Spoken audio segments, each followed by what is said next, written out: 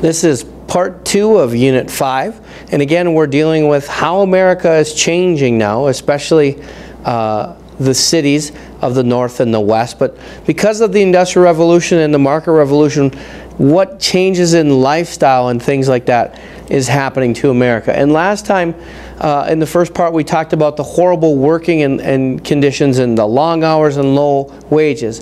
Well, what that's going to lead to is the first sense of some sort of union of workers in American history, what is called the labor movement. And whenever you see the word labor, that always just talks about workers and people working in factories or shops of some sort. And so because the conditions were so bad, people started to say, hey, if we all go in to complain, we're going to have more power than if just one or two of us do. So you start to see some of the first organization of workers is out. Now, a lot of this has to do with the change in relationship that took place because of the market revolution. Remember, prior to that, people worked for family members or people that were their friends, people they were new because you worked in a small shop. You worked in close proximity, you worked together. Now you're just a cog in the machine, you're just a number, because they don't have, the owners and the people with the money don't have a personal relationship with you like they used to before the market revolution. And so that leads to open hostility. You know, there might have been some words said before, but it was all under your breath because you had to work with that person or maybe go live with that person or spend a lot of time with them. Now you don't, and so there's open hostility between the workers and the employees. And make sure you know why that happens. Again, it's because of the change in how the work was done. We're in large factories. There's lots of us. I'm just a number. I'm a piece of machinery. I'm no longer a person, a human figure. That changes because of the market revolution, and we have the Industrial Revolution and factories being used. Okay? Politics also is going to change a little bit because now these people realize that we need to form political groups to try to get changes. It's not enough just for us to complain. We don't have a lot of power if we do that, but we do have the power to vote. And if we organize into political groups, that will maybe make a difference. And so what starts to happen is you see workers' parties. As you can see here, the Working Men's Party is the first one that start to form to try to get their ideas passed into laws and try to use their power of the vote. Again, what's different in America is more than any other place in the world, almost all white males can vote. If this was taking place in Europe or in Asia or South America, that wouldn't be the case. These people wouldn't have any recourse. But because they have the right to vote, they realize that politicians are going to listen to them because, hey, I can give them a job. I can elect them into office if they, you know, are going to do something for me as well. So that's also going to change. You're going to have common men getting into politics more than before and actually forming little political groups to try to get their agenda or get politicians to help them. That's important to know as well. You're going to have the GTU and the NTU. These are the first unions really attempted to form.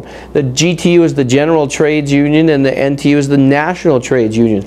They're the first attempt to get workers really to get together to fight for you know, better working conditions, safer, cleaner, better hours, better pay, these kinds of things.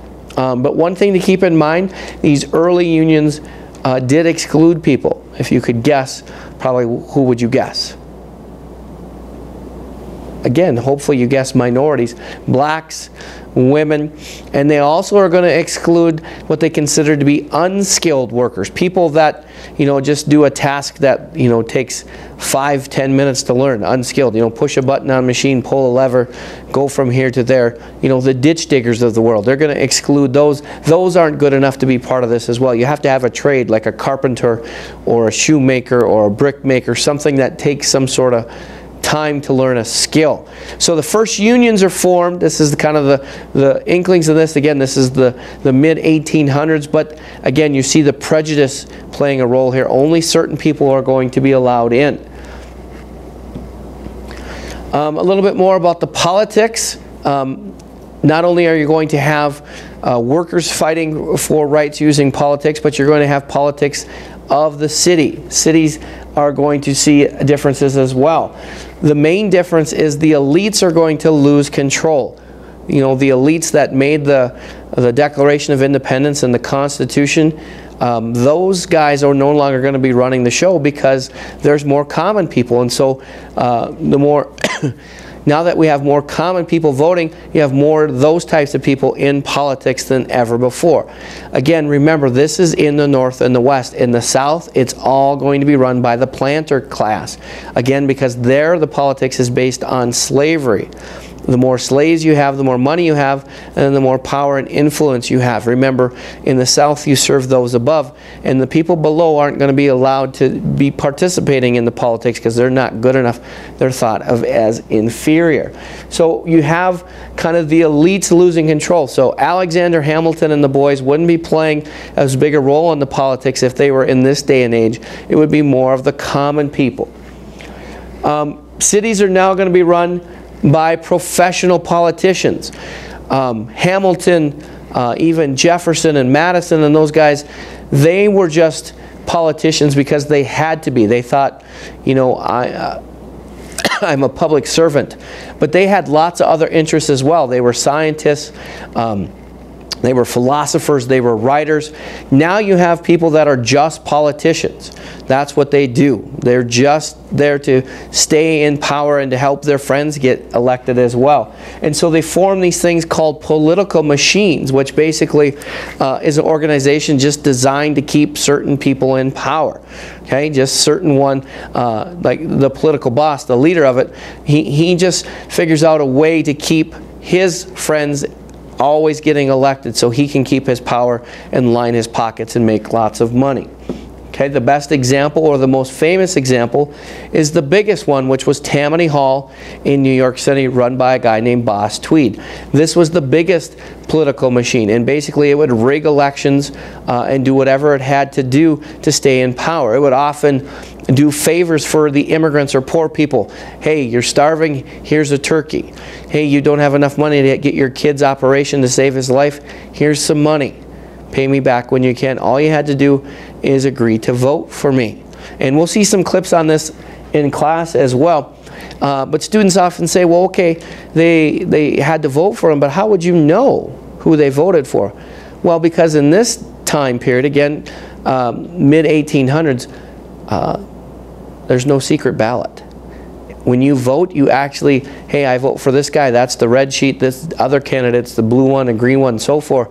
So you actually stand in line, you pick up a sheet and put it in the box, and the guys are standing there. They obviously see who you're voting for, and so if you don't vote for who you are supposed to, then you might lose your job. You might lose your home. You might even face physical violence as well, to set an example. So these professional politicians ran politics this way. And you would find these in most of the major cities, and they were run in a very similar fashion. You just do favors in exchange for votes, and they just rally these common people, these poor people, by doing that for them. And that's how they maintain control. And this is a big change. You know, politics before was run by gentlemen, or these elites that had some were businessmen. Like I said, they were writers, scientists, they had a lot of things, and they were elected leaders just because they were probably the most well-read and well-educated and the natural leaders, so to speak. Now you're having people that just have money and influence and can kind of stay in power running the show. So politics is quite different as well. So all of these problems then are going to lead to some people demanding changes, or what we call reform. They want things to get better. And that's one of the big things that happens here in America during the mid-1800s, is there's a lot of people going to stand up and say, this is wrong, we need to fix it. This is wrong, and this is wrong. And we're going to do some extensive work on that in class with some specific examples. But let's just talk about a few things that you need to know as well. First of all, this is going to be led primarily by middle-class people. Lower-class people aren't going to have the organization, the money, the reputation, or the prestige to pull it off. Upper people aren't concerned with it. It's beneath them for the most part. There are exceptions, but it's primarily a middle class, and it's also going to be run a lot by women. Women are taking more of a role. Remember, women are seen as the nurturers now. That's their sphere of influence, and one of the big spheres is religion. And as you can see here, a lot of the reforms are going to be led by religious groups because of that Second Great Awakening. The Second Great Awakening, that revival of religious fervor in our country, really stresses personal responsibility. I've got to be a good person. I've got to do good things to overcome my sins, to show that I deserve going to heaven, to show I'm one of the chosen people. So one of the things they're going to say is, I can't only not make my own life better and sin less, but I can make the lives of those around me better. And that's what they're going to try to do. This idea that I told you before, that there's a light, there's a divinity inside of people, that we can become perfect, a perfect society, is going to be very common. And so people are saying, hey, we have this problem. If we just tweak this part of our society or our country, we can eliminate that problem. We can prevent that. We can get better. And there's a whole bunch of them that we'll go through in class a little bit. But one of the other things, again, this is the change here, is when there were problems before, because you lived in a very tight-knit community. Remember, most people are living in rural communities. You worked with your people, your friends and neighbors, very closely. If there was a problem, you could fix it on a very small scale, usually through your local church, or just, going around asking people in your community to help, whatever the problem might be. Whether it's a neighbor got hurt, or someone is an alcoholic, or whatever the problem is, you could do it on a small scale. But now, because our country's different, we have these big cities, we have bigger problems, you have to reform on a national scale or big scale. It's not good enough just to reform my little town. That's not really going to solve the problem. That's like trying to take down a giant with just poking him with a pin. You have to attack it nationwide. And so that's a change to know as well. You have to have large-scale reform. And so there's going to be lots of reform movements. You're going to have reform movements for prisons, insane asylums, women's rights, on and on and on. The biggest one, of course, is going to be the abolitionist movement to get rid of slavery. Those are some of the big ones.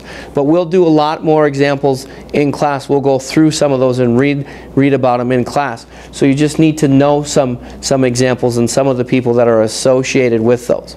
Okay? So that's the second part of Unit 5. It kind of deals with some changes in politics in the cities, that now the elites are no longer running it. You have just kind of professional politicians running the show, but the common people are starting to fight for their rights as too.